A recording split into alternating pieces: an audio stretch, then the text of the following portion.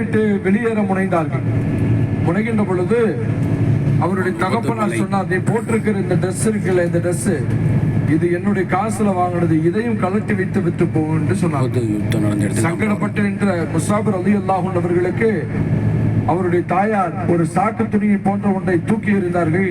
அதை கொண்டு மானத்தை மறைத்து தனது ஆடம்பர வாழ்க்கையை விட்டுவிட்டு இஸ்லாத்திற்காக வந்தவர்கள் முஸாப் ரலியல்லாஹு அன்ஹு.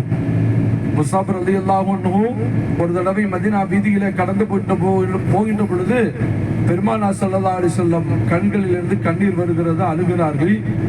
அப்பொழுது சொன்னார்கள் பெருமானார், கடந்து போவர் யார் தெரியுமா? முஸாப் ஆடம்பர வாழ்க்கை வாழ்ந்தவர்.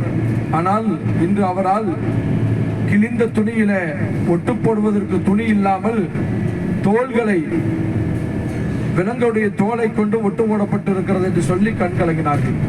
அந்த முஸாப் ரலியல்லாஹு அன்ஹு இந்த உஹது யுத்தத்தில் ஷஹீதான பொழுது எப்படிப்பட்ட நிலை இருந்துச்சுன்னு சொன்னா, பெருமானார் ஸல்லல்லாஹு அலைஹி வஸல்லம் இடத்துல சஹாபாக்கள் வந்து சொன்னார்கள், யார சொல்லலாம், முஸாபுக்கு கஃன் அணிவதற்கு ஆடை இல்லை, ஒரே ஒரு துணி தான் இருக்கு.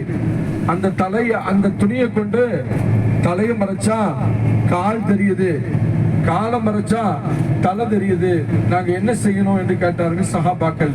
பெருமானார் ஸல்லல்லாஹு அலைஹி வஸல்லம் அவர்கள் மீண்டும் அழுதவர்களாக சொன்னார்கள், முஸாபுக்கு அந்த ஒரு துணியை கொண்டு முகத்தை மூடி கால்களை இலைகளை கொண்டு மூடி தஃபன் செய்யுங்கள் என்று சொன்னார்கள்.